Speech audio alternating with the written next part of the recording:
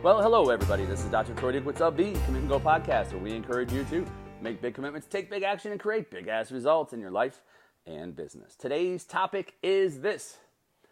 Daddy, my brain tells me to do it. So I had this conversation with my son just a short time ago. And where I walk up to him, I sit down, I'm like, help me out here. Like, why is it, I don't know how you are, but my kids don't always listen, right? Shocker alert, shocker alert. My kids don't always listen. And so I go to my 7-year-old, I go to Wyatt, and I sit down and go, hey, dude, I just want to ask you a question. Maybe you can help me out, okay? Because, this is a new game for Daddy. We've got 3 kids now, and, we're always learning, and, there's different personalities, and I just need to ask you a question. Why is it that you don't listen? And he kind of looks at me, and he goes, well, Daddy, he goes, I don't even know. I go, well, what do you think it is? Why do you think it is that sometimes you don't listen? And he said, well, my brain just tells me to do something else. It's like, it doesn't want to. So my brain tells me, no, I want to do this. And then you're telling me, but I want you to do this. And I said, okay, that's cool. So that's called a power struggle. He looks at me and says, what is it? Well, that's called a power struggle. That Daddy's trying to get you to do one thing, but you really you want to do something different. And so then since I'm Daddy, right? I'm trying to get you to do something to help us. It's going to help us to leave. And so I'm trying to do something that's going to help us to go one direction, but you don't necessarily want to do it. So now you don't want to help and you want to make things difficult. And it's not like you're trying to be difficult, right? He goes, no, I don't want to be difficult. I'm like, all right, cool. So we're in a power struggle when that happens. And so if you don't mind, I'd love it if maybe we could start to create a dialogue. We can talk about this. And we would talk about, and when it's happening, maybe I could bring up to you, hey, Wyatt, I think your brain's kind of trying to tell you something different right now, but it'd be great. It'd be really awesome if you could help me with this. How does that sound? He goes, yeah, I think that's okay, Daddy. And so we're having this dialogue of his brain talking to him. And yet the thing is what we know is that this is reality, right? I believe it's, and I probably botched up the number right now, but I think it's the human mind has 45,000 negative thoughts a day or something like that. And I apologize, I don't have the exact number right now. But I know that the brain is always talking to us. It's talking to us daily. So it's not even just our kids that go through this process. It's just people. It's a matter of you and I, and somebody tells us to do something, and we're going to go through a processing in our own brains of saying yeah, that matches my values right now and I'll do it, or it doesn't match my values right now, I'm not going to do it, or I know I'm supposed to trust the process, but I just don't think that shit's going to work for me, so I'm not going to do it. Whatever it is, there's this part of your brain that just says, yeah, it sounds good, but I'm not going to do it. And then there's other times where the brain is yeah, it sounds good, and I'm into that. And obviously we can talk about it matches values, it matches desires, etc. But the brain tends to shift away from what? If I'm asking you to do something, you're like, man, that sounds like work. Chances are for many people, they're going to shy away from it because they don't want to do the work. So yeah, it sounds good, but yet when it comes time to do the work, they don't do it. Why? Because the brain told them to do something else. It's your thinking. It's what's going on between your ears.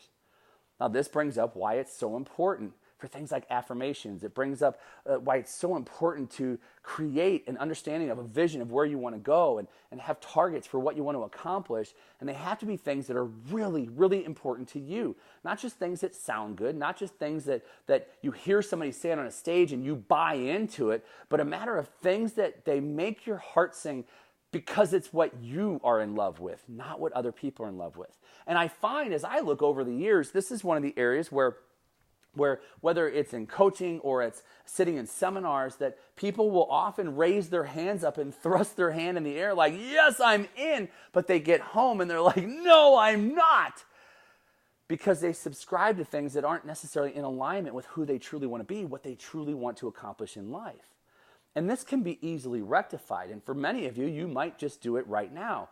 This is a self-evaluative process right now of taking a look. Here we are, mid-year. We are at the middle of the year. We have started the 7th month of 2019.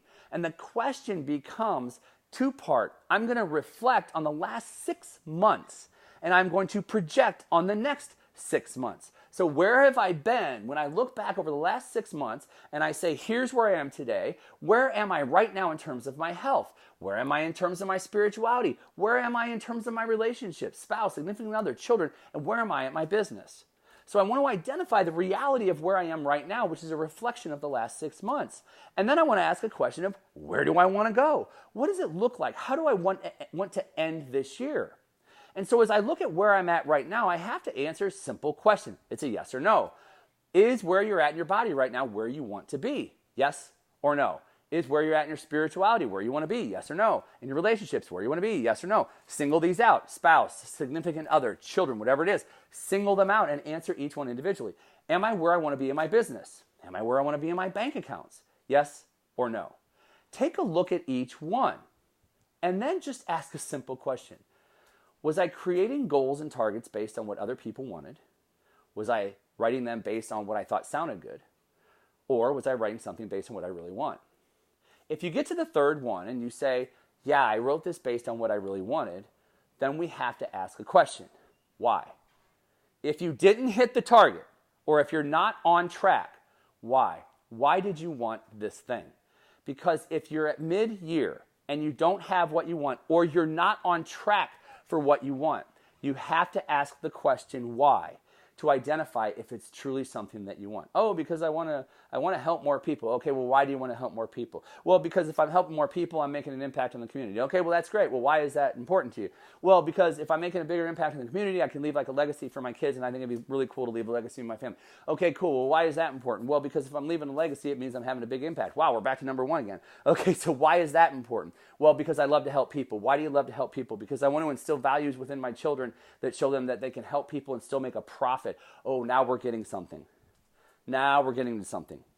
We're getting to something that is more important to you. Okay, well, if you're locking into that purpose that I want to lead my family and I want to take care of my family, and I know that by taking care of people, it's going to impact the community, but it's also going to impact my family life. It's going to impact vacations that we can take by me making money as a result of a process, a product, a service that I'm providing to people.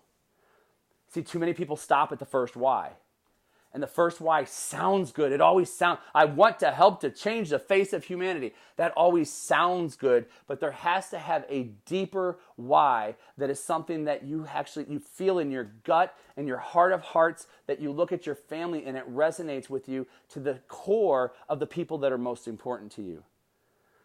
So if you're not where you want to be as of this recording at any time of the year, if you're not where you want to be, but it's still the target that you want, ask these whys. Now, if you are where you want, if you are on track, then it becomes a matter of what do I do to create even more momentum moving forward.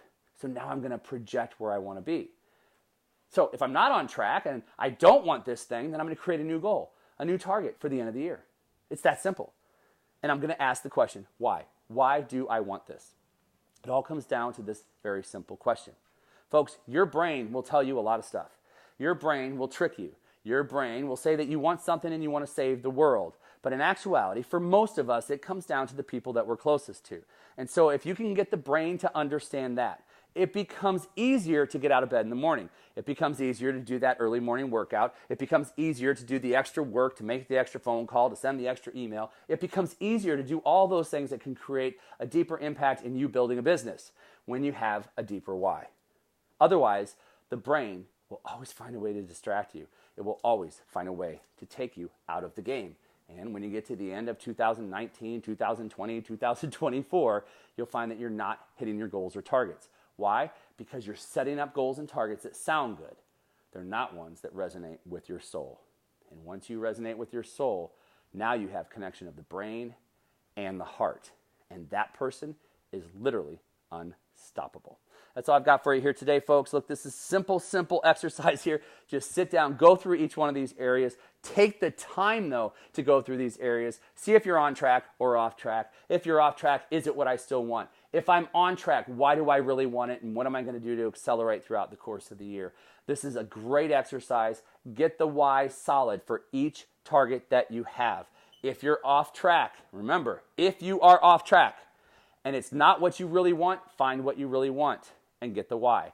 If you are off track, but it is what you really want, go deeper into why you really want it. And that's going to help to catapult you in the second half of the year. That's a lot of stuff. You're going to probably have to listen to this again. Put me on double speed. It'll go faster. You'll get through it, and you'll get the core of it. If you have any questions, please shoot me an email at drtroy@commitandgo.com. Otherwise, we'll just get to work. Make sure you head on over to commitandgo.com. Check out me and this program called Commit and Go. And also, please head on over to iTunes, Google Play, or Stitcher. Rate and or review this podcast. I'd greatly appreciate it. That's all I've got for you here today. I'm Dr. Troy Dukowitz. This has been Commit and Go, where we encourage you to make big commitments, take big action, and create big-ass results in your life and business. We'll hear you next time. Bye-bye.